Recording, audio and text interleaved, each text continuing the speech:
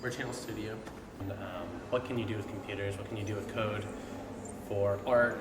What can you do with code for design? All of this, and just realizing there was so much more potential. So I got my master's at NYU in the ITP program, which stands for Interactive Telecommunications Program. But kind of the foundation of that program was about what happens to the TV when people start interacting with the TV. It was founded in the 70s, and it's since become like what happens with people online, what happens with emerging technology.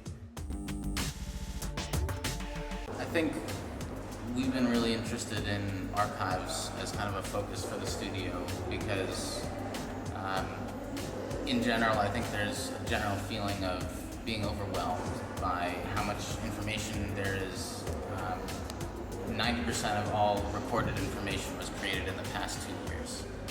And we've been doing a lot of thinking as a studio of how can we use new tools to explore large data sets, whether that's music or images or text, and then how can we rethink the interfaces that we use for investigating those data sets. So we have a data scientist, a machine learning scientist on staff. We're a team of 6, designer, 3D motion graphics designer. A lot of our work, we like to basically look at the data set first, look at the archive first, basically use new tools to try to explore what the underlying story is, and then design an interface around that story to kind of surface that meaningful insight. All stories have the potential to be immersive. They don't necessarily need to be immersive formats. So I think a really good movie, I judge a really good movie by how immersive it is. And likewise, I think some of the stories that we tell can be completely immersive in their own right, just based on how engaging they are and how well they're told. Did you have anything?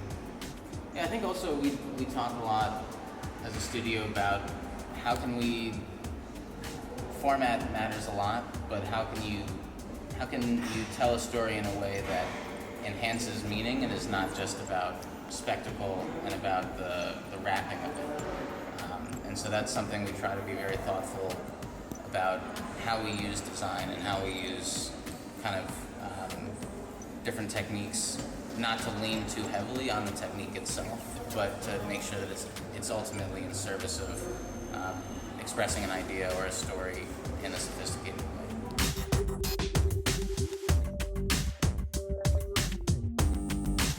Design is the process of sort of organizing or collecting information and making it digestible for people, right?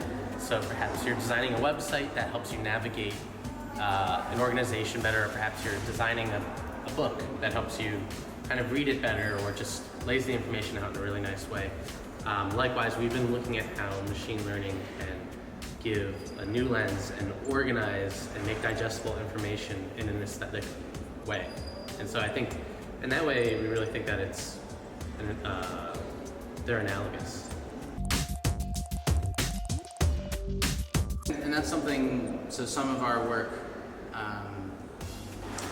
involves sorting, organizing, whether that's like paintings or music. And I think that's using machine learning actually as a layout tool. And it's kind of like Photoshop in some ways, where it's actually helping. It's not doing the work for us, but it's a creative tool that we can use to help develop an end product. Yeah, and not only redesigning visually, but there's also kind of thinking about strategically, conceptually designing too when it comes to non-visual based applications.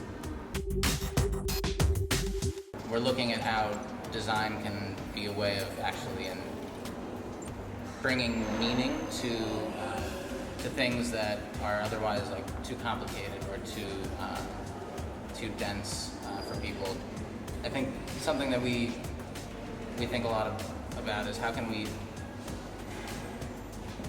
help people form an emotional relationship with archives and with things that, basically making things that people actually want to spend time with.